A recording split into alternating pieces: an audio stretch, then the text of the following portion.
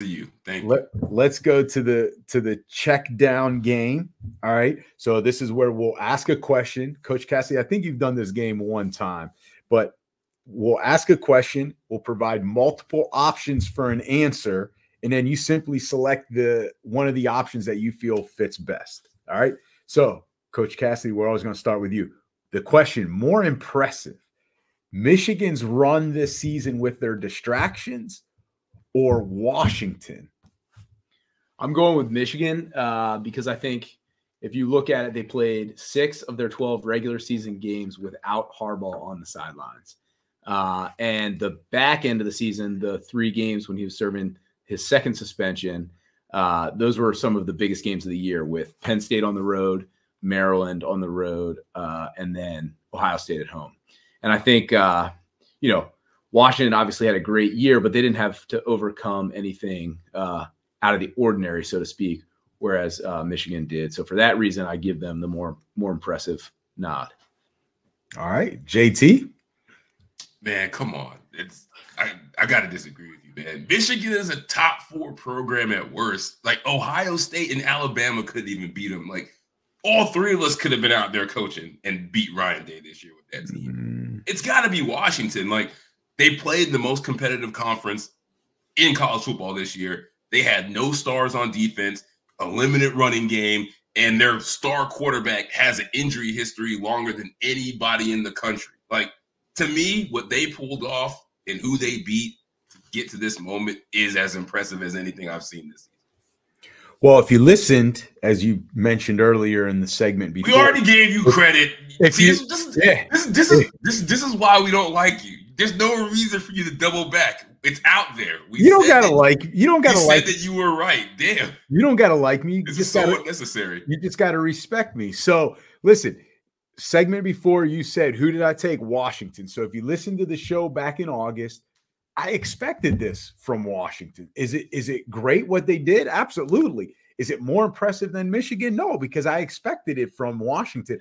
Michigan, when you put everything together, how impressive this run is, at some point you figure, all right, they can't beat Ohio State 3 years in a row. Well, they did that.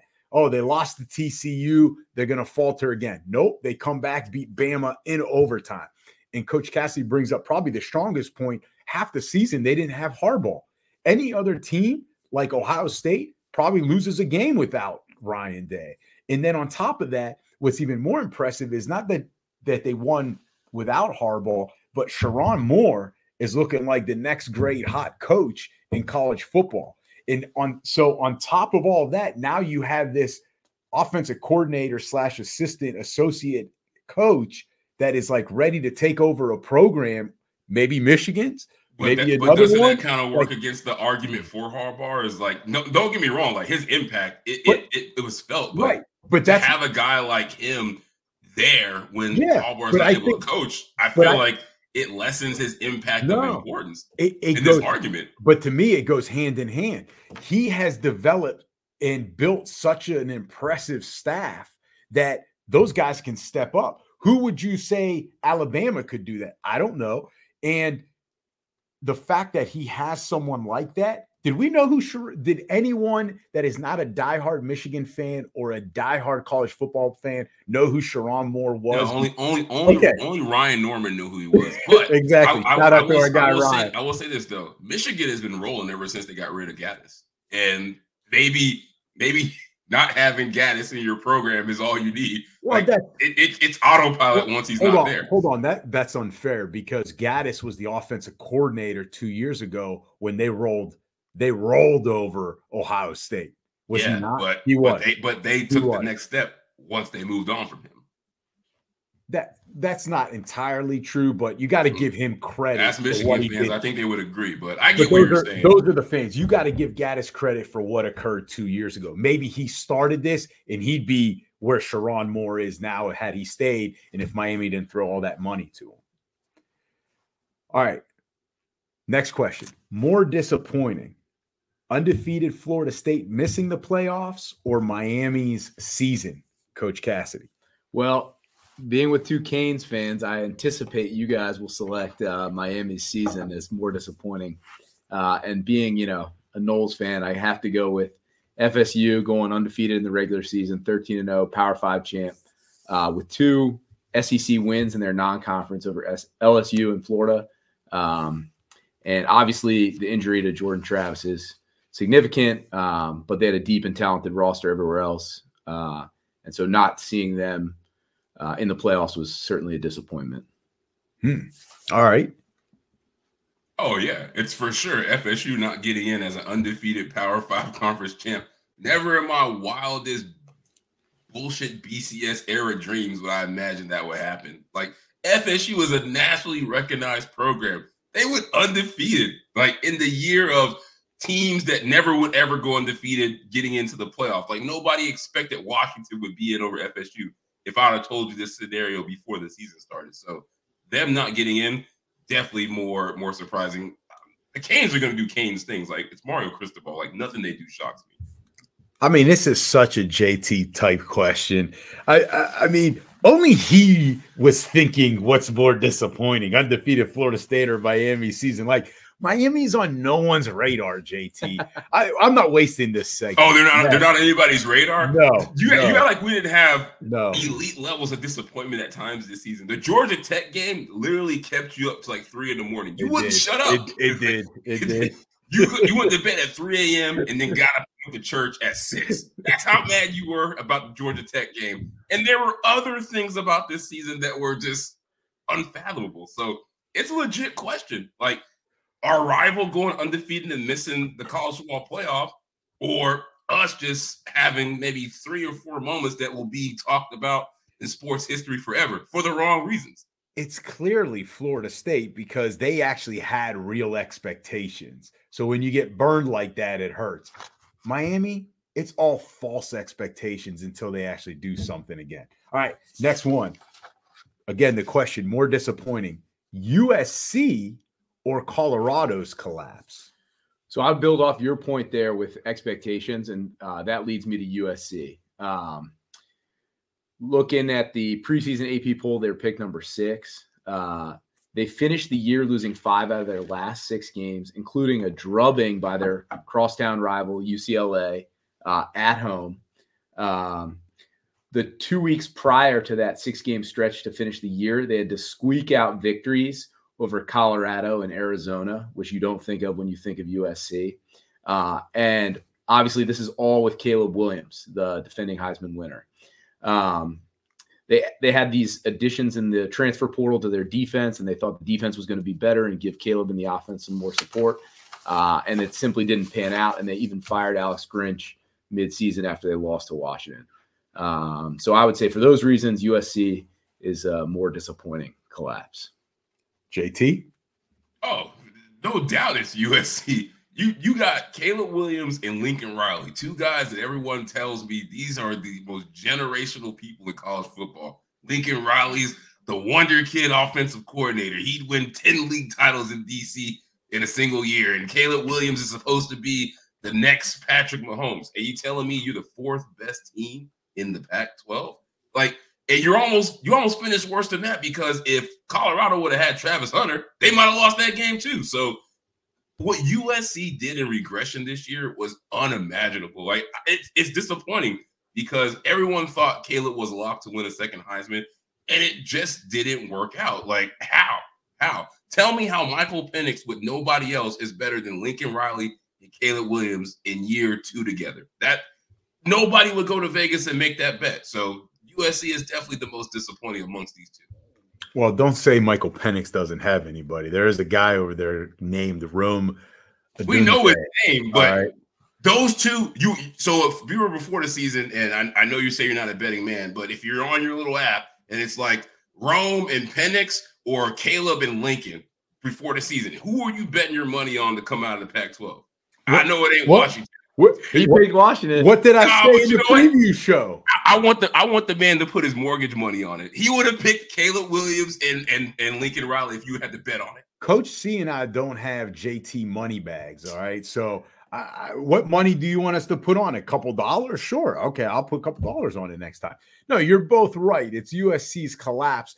Everything that you said, plus they got to the Pac-12 title game last year. They don't even sniff it this year. And on top of that, talking about expectations, I mean, realistically, what were the expectations for Colorado?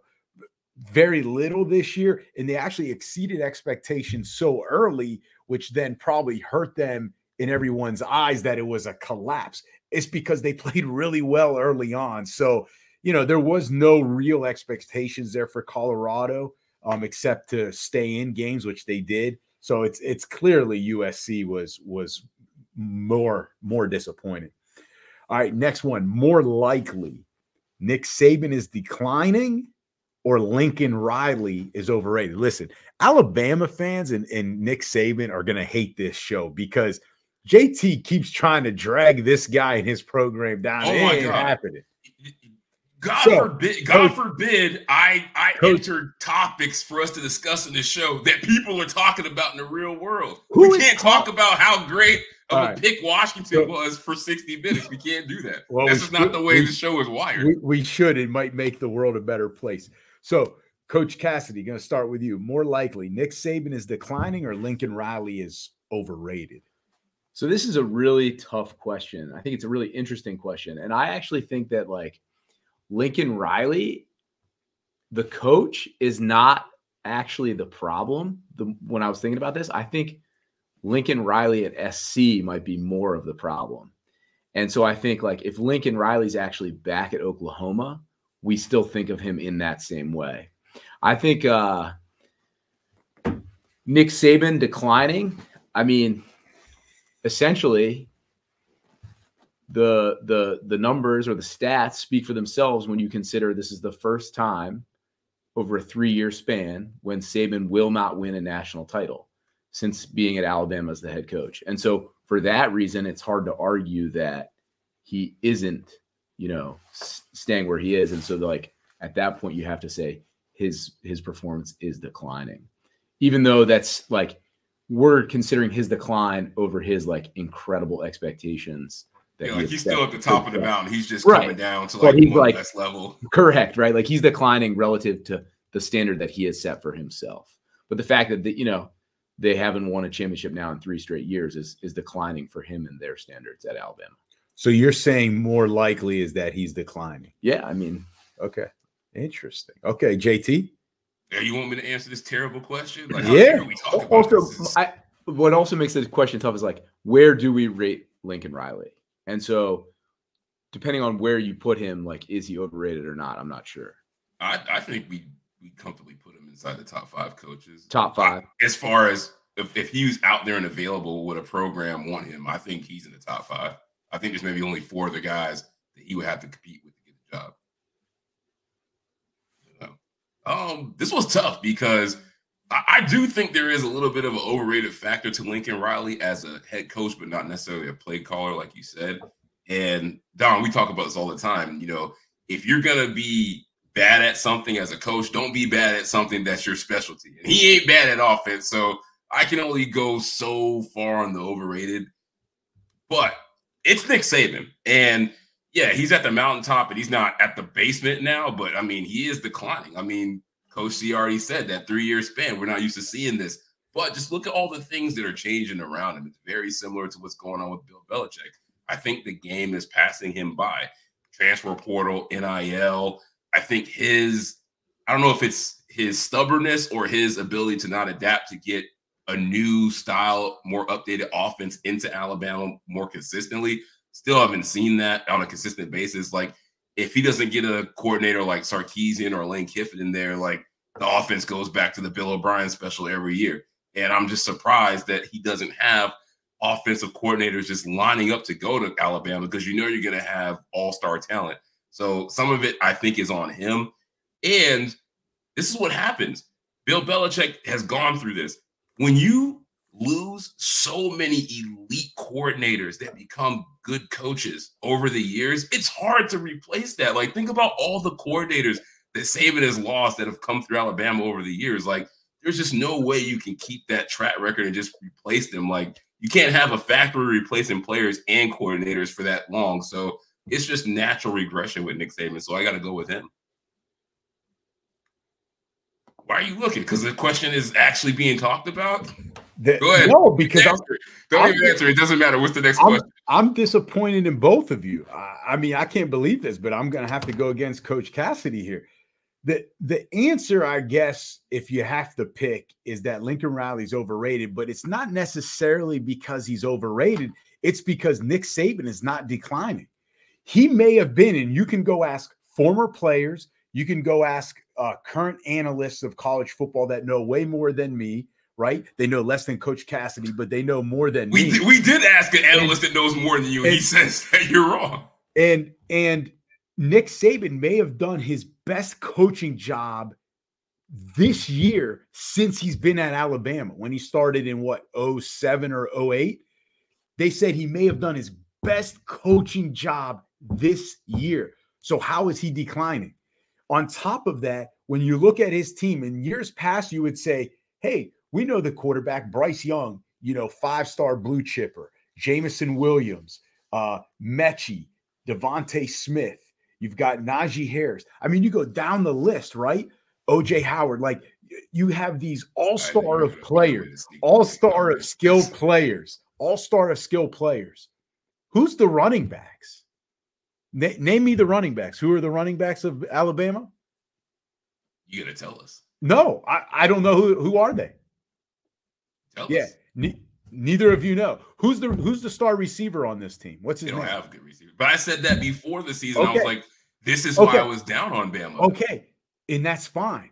But the reason why they're not down is because the guy at the head, he still knows how to do it. And don't say the game has passed them by. That's really disrespectful. And don't compare him to Bill Belichick, because even though so he's not the Bill Belichick of college football? No, because even though because he's winning. Belichick's not winning. Bill Belichick's problem is player personnel, which he should give up. It's not his coaching. And so it's not Saban's coaching. Because let me ask you this. I'm going to use your own words when you talk about his staff changes, this and that. You know what that stays constant is him. He stays constant. Winning stays constant. So that goes to show you how great of a job he does, that he doesn't need the best assistants around him. Now, the fact that they're changing makes it challenging, and he overcomes that just the way he asks his players to overcome certain situations, whether it's a bad call, whether it's an injury, next man up. And you're making it seem like we said that he's dead. Like we specifically said that. But the question is declining. Forget about that. He is declining. He has been declining. JT. For 3 years. JT, did they win the SEC championship last year? No. Did they beat Georgia and Kirby Smart this year? Yes. How is that declining? Answer that for me. How is that declining? It was one game. So Missouri won 11 games. So that means, they're the new hot shots in the SEC. Like, they are. It's one game. It's one game. SEC better watch out for. I think you're trying to join two things together. Is he all of a sudden not a top 5 coach and he's dead? No, we're not saying that. We're just saying Nick Saban ain't as automatic as he used to be. And you've been seeing it. There's a reason that Georgia exists. There's a reason that Washington and Texas are getting into the college football playoff. There's a reason that Michigan is dominant. It's because this is what happens when you're at the top and little by little you start getting peeled away. It goes to other places. Like, there was no parity in college football when Nick Saban was the GOAT. There was none. It was Bama and who was going to get smashed by them by 40 points. Now, other teams have a legit shot to win a national championship now. That's how you can tell Nick Saban's declining. It's not a diss. JT, 2 things with that. One, they had to come up with NIL in the transfer portal to level the playing field. Did I not say that?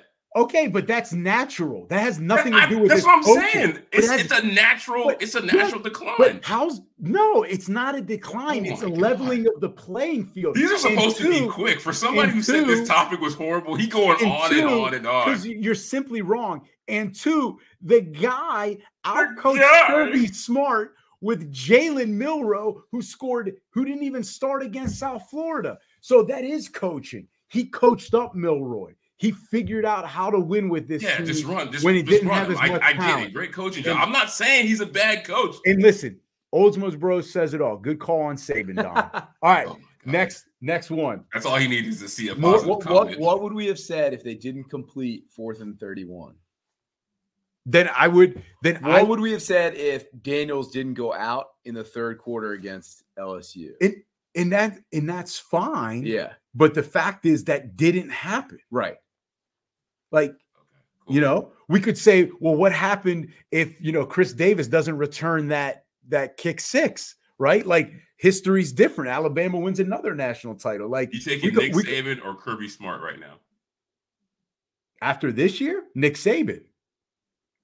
If we're going into next year, everything else is equal. I'm taking Nick Saban. Now, if I'm factoring in age, if I'm factoring in you are the AD at the university. They gave you a blank checkbook. They said Harbaugh, Saban, Kirby Smart are all on the table. But that's different. But that's essentially what we're saying. No, it's not. No, we're not dissing him. We're just saying he ain't the end all be all anymore. That is different, because that would be like saying, are you taking, you know, Aaron Rodgers, Mahomes, or, you know, the young guy CJ Stroud? I'm taking Patrick Mahomes. I'm making a choice. There's a lot of factors that go into that. Age is obviously one of them. Contracts another. Blah blah blah. So anyway, more likely to sustain success: Washington, Texas, or Oregon? Coach Cassidy. This is another really interesting question. I think when you consider all three of these teams will be playing in a new conference next year, and so you know, they're going to be playing new opponents. More challenging schedules for Washington and Oregon. They're going to have to deal with significant travel hurdles. So I think, you know, really interesting and tough question. I think I take Washington out because what they're going to lose to graduation. And I also take them out based on how they're recruiting relative to Texas and Oregon. Texas and Oregon both recruiting at like a top 5 level nationally. But I'm going to give the edge to Oregon. I think they've had sustained success in the past. I think they're well suited to continue that success looking into the future. They got Dylan Gabriel in the transfer portal. So, you know, I think that'll give them a boost on offense. And, you know, I believe in Dan Lanning. I think he's a great coach, another young up-and-coming star in the industry. And I think, you know, from all that I hear, they've got their NIL ironed out, and they've got a big presence there as well, with Phil Knight wanting to win. So, Dan, you mean he's out there. He's out there playing for clicks now. Oh, Dan Lanning, that's JT's guy. Coach. I know. God forbid somebody does NIL, you know, because he's out there playing for wins, not for clicks. That's right. All right, JT. Well, who you got? Got to disagree with the GOAT. I'm all choked up. Oregon, Washington, you're right. I mean, once they lose these guys, it's going to be hard to replace them. Oregon, they're always funny to me. They should be a team that just never goes through any kind of regression, but sometimes they do. It's Texas. And I never thought I would say this because I just never liked Texas, especially not this year. But they got 3 things that I don't think those other 2 programs have. One, they have a legit top 3 or 4 offensive coach at the helm of their program. So you're always, excuse me, you're always going to be able to attract top talent as long as Sark is there, at least on the offensive side of the ball. The other thing is, let's not forget, as many years as Texas has not been good, they always still are at the top of recruiting. Texas basically recruits themselves. They never go through dips. So the more notoriety they get, the better they do. Their recruiting is only going to get better. And here's the kicker. They got the one thing that these 2 other programs don't have. And I don't think Oregon can consistently do this. They got, I don't know how they do it. They have the gateway to get guys that play quarterback that could be franchise quarterbacks to go there. Like, think about it. They got Arch Manning to go there when Quinn Ewers was already in the stable. And it's not like Ewers was a senior. He's a sophomore. Like, they are always going to be able to get those top-tier quarterback prospects out of high school as long as Sark is there. And I think that's the thing that's going to put them over the edge compared to Oregon. And I think it's sustainable as long as Sark is there. So I'm going with Texas. This is going to be something that they're going to be able to do going forward. Like, Sark got over that hump. Now people believe Texas is back. All the talent, all the quarterback talent is going to have to go through Texas in recruiting. And you're wrong again. Your completion percentage on the check down game is atrocious. I agree with Coach Cassidy. It's Oregon. JT, Quinn Ewers, and then to Arch. I'm not sold on Arch, but you know what Oregon did? They bring in. They got our guy who should be a Miami Hurricane. But not only did they get Dante Moore, they got Dylan Gabriel too. I get it. I mean, how do you talk about, oh, I don't know how Texas does it. How did Oregon just pull that off? They already had Dylan Gabriel in the stable, as you said. And you know who they bring in? They better be lucky that Moore is a California kid. Something about California kids, they just refuse to leave the West Coast. The West Coast. Us East Coast kids, we'll go play anywhere. We'll go to University of Alaska if that's where the ballers are. Like they will. Them being on the West Coast is the reason they pull that off. It ain't because they're Oregon. And that was going to be my other point. I know they have competition with like USC, UCLA, but let's face it. If you're a West Coast guy, the spot to be is Oregon. There's really no game day atmosphere at USC. It's like Miami at times, unless it's sold out and against the crosstown rival UCLA, the Coliseum's half empty. And so if you're a West Coast guy, the spot to go if you want to stay on the West Coast, because that's what they do according to JT, is that you want to go to Eugene, Oregon. That's where the experience is. And the other thing too is Texas is going to the SEC. Like you think that's easy? I don't care what kind. They've had recruits. Texas has had #1 classes, and they couldn't win in the Big 12, which played no defense. So how do you expect that to go to SEC and continue this success? But what I will say is, as Coach Cassidy said, Dan Lanning's a good coach. He's a recruiter. He's a motivator. But his style of play. I heard his speech. It was great. His style of play, as they say, it travels. So Oldsman's bro. Did it travel to Georgia when he played them 2 years ago? I know you're saying he must have left his style of play on the plane in Oregon because I didn't see it in Atlanta when he played against Georgia. That was his first year there, right? So he was just building the program. Oh, yeah, thanks. Okay. So Oldsma bros appreciate it, but Oregon rude awakening when they go to the Big Ten. Why? Because they got 3 teams to worry about: Ohio State, Penn State, kind of, and Michigan. That's all they got to worry about. Ohio State can't. Iowa can't score. Iowa can't score. Wisconsin, we don't know what they're doing there. They're trying to become something they're not with the dairy raid, but that's not them. You got to run the ball, man. Like who else you got there? Illinois, Northwestern, like they're no better than any other team in the Pac-12. So to me, it's Oregon for everything Coach Cassidy said in their style of play, that ground pounded because they want to run the physicality that'll travel, especially in the Big Ten. So I'm going to go with them. And then real quick, we got to go back to Scotty because he's our guy. He's always watching. Saban is coaching better, but is missing out on recruits to Georgia and other schools with NIL. That's fair. But he hit the nail on the head right there. Saban is coaching better. All right. That's why he can't give him access to materials. He's just got to cherry pick. He skips over any comment that says he's wrong or he's crazy. He's like, oh, I'll take this one. See, this guy says I'm right. All right. Next one. Bigger impact transfer for next season. DJ Uiagalelei to FSU, Leonard Riley to Notre Dame, or Dylan Gabriel to Oregon. Coach? Don, you were mentioning it. Oregon also got Dante Moore in addition to Dylan Gabriel. So I think you take Dylan Gabriel off the board. And I think DJU is like, he's on his 3rd school in 3 years. If he was really that dynamic, he wouldn't be moving around that much. And so I don't think he's the biggest impact transfer there. So I'm going with Riley Leonard to Notre Dame. It's a great get for them, and I think he'll have an instant impact. You saw what he was doing for Duke this year, putting them on the map. He's mobile. He can beat you with his legs, and he's obviously like a smart, talented thrower as well. So I think that's my pick there. As Lee Corso would say, good pick, JT.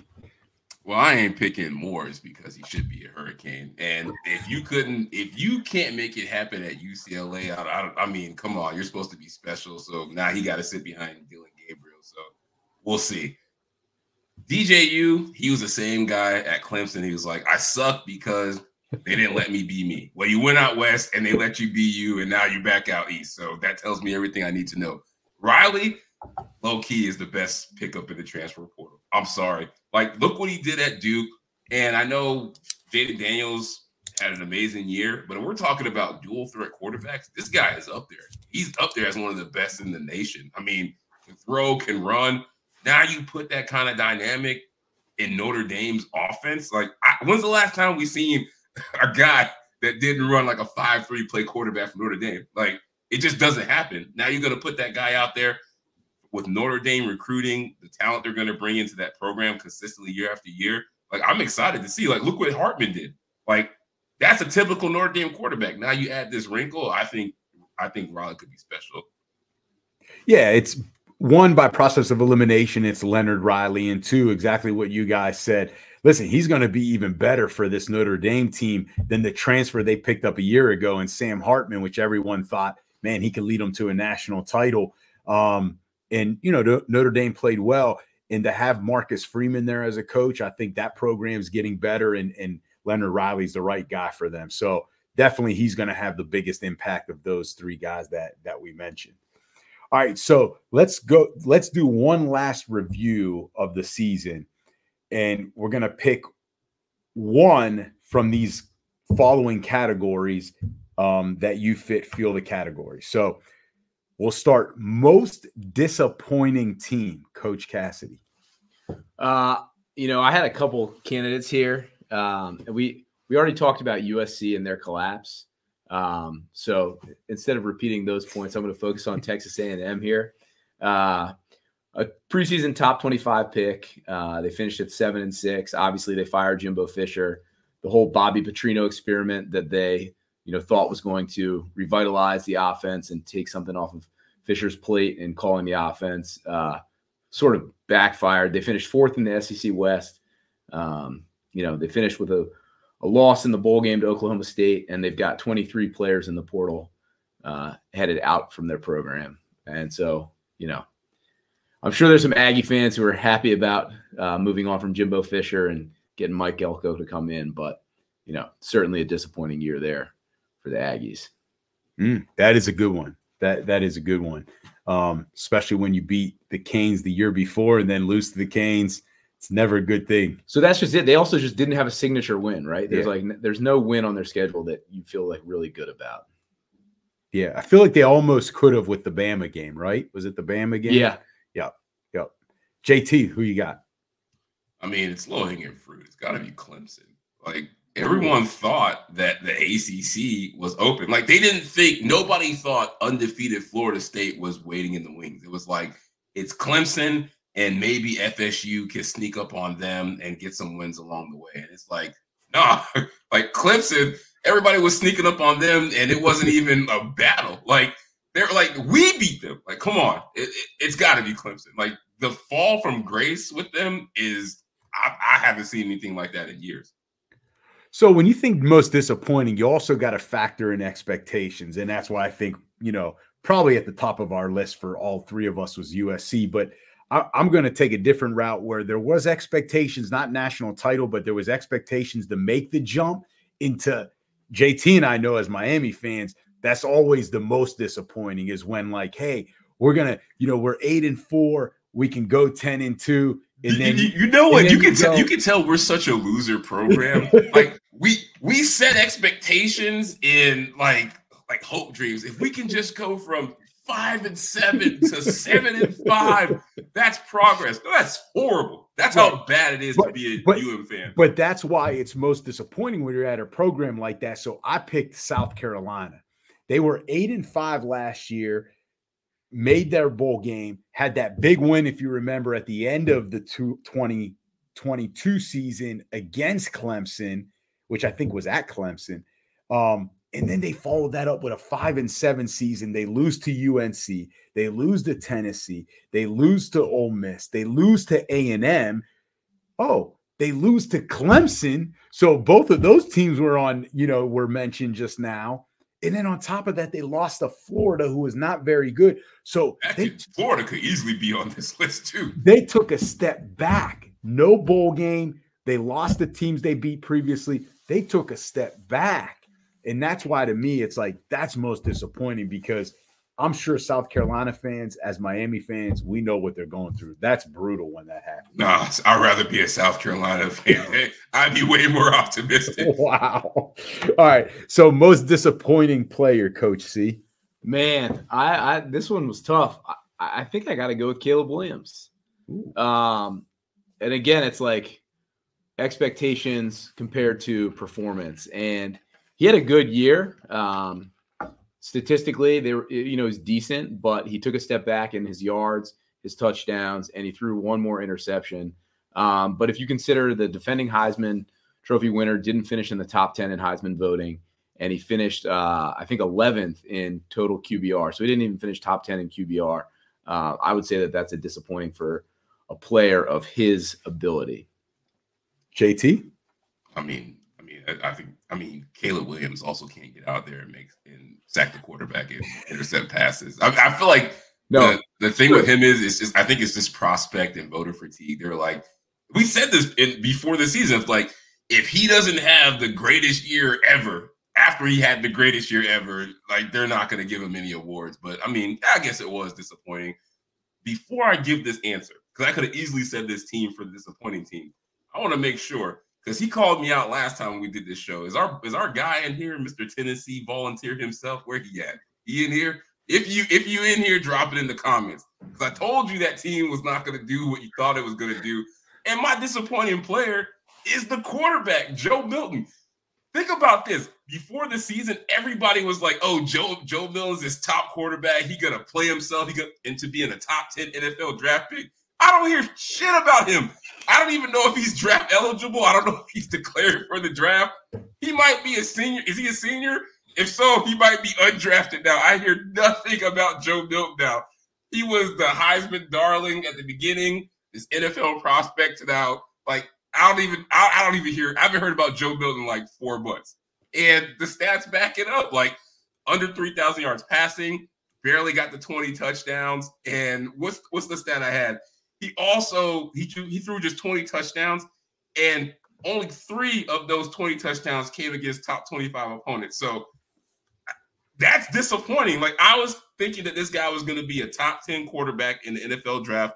The next Anthony Richardson is all I kept reading, and now it's like, is he going to get drafted? And they replaced this guy when they had Hendon Hooker. Like, think about the drop-off from when Hendon Hooker was there to Joe Milton now. Joe Milton's way more talented physically, but just didn't get it done. So that's my most disappointing player. I mean, Tennessee could have been one of those teams on the most disappointing. I had him, but I was like, I didn't know if our friend was there, so I didn't want to get in trouble again. I think most disappointing player, we mentioned him earlier, and we kind of shed good light on him, but I think that was a little bit false. Is Sam Hartman for 2 reasons. Las Vegas and his coaching staff. So Las Vegas at the beginning of the year had his over-under at 3,400 passing yards. He ended up with 2,689 yards only, over 700 less yards than what Vegas thought. And on top of that, he threw 127 fewer passes than he did the season before. You know why? The coaches took the ball out of his hands. They didn't even believe in him. So when they signed him, just like we're talking about Riley Leonard now. Or they didn't need him as much because they had a damn good running game this year. They had one of the top running backs in the country. AJT, are they in the title game Monday night? Did they make the playoffs? No. So you need your Michael Penix did. You need your quarterback even with a running game. So I think it's him. Vegas and the coaching staff told you what they felt about him. It was disappointing. Time out. We're all wrong. And I'm only going to put this out there because I got to hear this in our group chat. Apparently, I got to hear it today. These Pitt Panther fans just can't let it go. So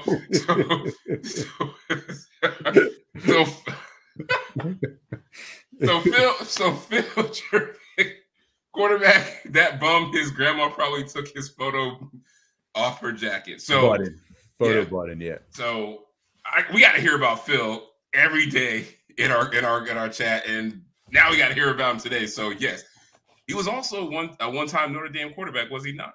He was recruited to Notre Dame, so I guess Notre Dame is the theme of this question. Maybe. All right. Did you guys consider Drake May? No, I don't know. I think there were more disappointments. He played well enough. Yeah, I did not as well, just because I think his draft stock kind of stayed, put, which had that. I also didn't want to put put Brock Bowers on. He missed 5 games, lowest everything of his career. But I mean, he is who he is. Yeah. All right, so let's look at the good side now. Most surprising team, Coach Cassidy. Well, I could go with the Mountaineers. They had a great year. Oh, look at the jacket. Finished. I like how he just backs up Cassidy. Yeah, He's like, you couldn't see it all show. Picked preseason last in their conference and ended up with 8-4 regular season and going to the Duke's Mayo Bowl and getting a good win there. But I'm going with Arizona. No one was talking about Arizona in the preseason. They were preseason 8th in the Pac-12, and they finished with a 10-win season. They had a great year, and they had wins over Utah, Oregon State, UCLA, Washington State, and additionally, they took to USC in the Coliseum to triple overtime in a game they easily could have won, and they only lost to Washington by 1 score. So a really talented group. Had a nice win over Oklahoma in the Alamo Bowl. Great year for them, and a team that I don't think really anyone saw coming. So all 3 losses, Coach Cassidy. All 3 losses. 1 possession. Well, all 3 losses occurred by October 7th. Okay. So it goes to show you how they really started to turn it on as well. JT? Are we alive on this show? The obvious answer is the team that I was wrong about. It's Missouri. They won 11 games and second in the underside of the SEC. Are you kidding me? Like preseason, they had Jake Garcia as their quarterback. I'm like, oh, this team's gonna be trash. No way they can win this many games. 6-5 wins at most. 11? Come on, man. That's got to be the most surprising team. So I'll throw honorable mention. NC State went 9-4. They were number 19 going into their bowl game. I think a lot of people would not have thought that. 9 wins is like the NC State special, man. Come on. Everybody expects that. Not every year for them, but I'm going to agree with Coach Cassidy in the difference. I had all the points that he has, so that was great. I'm going to distinguish them between Missouri because Missouri's another good one, but I think why it's Arizona, JT, they've been bad, man. I mean, they have been so bad. Like, if someone would have told you at the beginning of the year, hey, which of these teams is more likely to get 10 wins, Missouri or Arizona? I said it's a pick 'em. No, because you saw what Missouri did last year against Georgia. You know who their coach is. You know he's rebuilding, turning that program around his own way. Arizona, bro, they have been off the map for decades since the Desert Swarm and Teddy Bruschi. Like, they have been off the map. Like, they can't keep anybody there. And to do that, I think it's Arizona because it really came out of the blue. Like, if you would have had to pick one of those two, I would say give me Missouri because I don't even know what Arizona's doing out there. And all of a sudden, they do this. Like, that is amazing. Both did it. They won 7 straight games. I mean, that is impressive. I'll give them that. Yeah. And Pac-12 was really good this year. Yeah. Let's not be fooled. All right, so last one, most surprising player, Coach Cassidy. Speaking of Missouri, I went with Cody Schrader, their running back, who's just got such a cool story, right? He was a Division II player and then walked on at Missouri. And I don't think, now he's a first-team All-American. He had 9 100-yard rushing games this season, over 1,600 yards and 14 TDs, was the leading rusher in the SEC, and helped lead his team to an incredible season, as you guys just were talking about. JT? Man, there's so many guys you could put on this list that don't play for Tennessee. I feel like I had 3. I don't want to say this one guy because I feel like, Don, you're going to pick him, but I'm going to go with a guy that I had no idea who he was. I don't even think he played that much last year. And he's only a sophomore. Ollie Gordon, running back for Oklahoma State, comes out of nowhere, leads the nation in rushing, 21 touchdowns, second in the nation. Is that who you're going to say? I had him written down. Think about it. He was nobody. 62 carries last year. That's it. 62 carries. That's nobody. Like, he wouldn't even get an NIL deal with those stats to leading the nation in rushing and at the top in touchdowns. Like, I don't know what they're putting in the water out there at Oklahoma State, because last person I saw do this was Chuba Hubbard, and he kind of came out of nowhere and had one of these type of seasons. But a sophomore doing this with all the running backs that are in college football this year, I mean, that's damn impressive. So I had him on the list. I had I know the other guy you have, and that's why I didn't say him. No, I had him on the list. I got Shedeur Sanders on the list because I think he played even. He had over 3,200 yards, 27 touchdowns, 3 interceptions. I think people didn't expect that with him making that jump to a Power 5. And also have honorable mention for Jalen Milroe. Like, where did that come from, right? Especially and he got benched. And he got benched. But the guy I'm going to go with, I don't even know how to say his first name, but he plays at Arizona. I believe it's Tetaroya McMillan. 90 catches, 1,400 receiving yards, 10 touchdowns. JT, you ever heard of the guy? Thank God you can say McMillan. Have you ever heard of the guy? And he comes from Hawaii. Like, I mean, the fact of what he did along with the Arizona team, like, come on, that's most surprising. Like, I think if even if you didn't know who Ollie Gordon was, the fact that he's a running back at Oklahoma State that produced Thurman Thomas, Barry Sanders, Hubbard, and some other guys, you would have said, all right, he has an outside, he's got a puncher's chance to be known. Who's this McMillan guy? And who's throwing him the ball? Oh, he plays at Arizona? It's not going to be any good. 90 catches, 1,400 yards, 10 touchdowns. I mean, listen, that's like Heisman-worthy stats there. So I'm going to go with him. I agree with you. Another guy, I didn't want to put him on here, but to me, I feel like he came out of nowhere, just the jump he took this year, but he was solid the year before. How about because none of us talked about him in the preseason show, Malik Neighbors. Yeah. Like, I mean, for him to lose the Blitnikoff by 1 vote to Marvin Harrison Jr. and have better stats than him, like, nobody saw that coming. So I gotta put him on that list too. But why I would say the difference between him and McMillan is, McMillan for sure. I'm not taking it off. LSU has had those guys before. Chase, Justin Jefferson, Beckham. Like, that's kind of known there. But you're right. We didn't talk about him. Definitely had a great year, probably better than Harrison. Any other names, Coach Cassidy, you want to put on there? No,